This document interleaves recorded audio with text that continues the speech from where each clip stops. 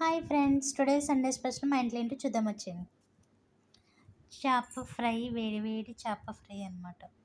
స్పైసీగా చేప ఫ్రై, అలాగే మట్టి పాత్రలో చేప ఎగురు.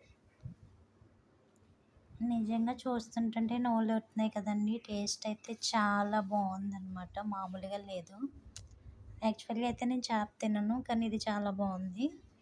టేస్ట్ చాలా బాగుందన్నమాట. చేప ఎగురండి.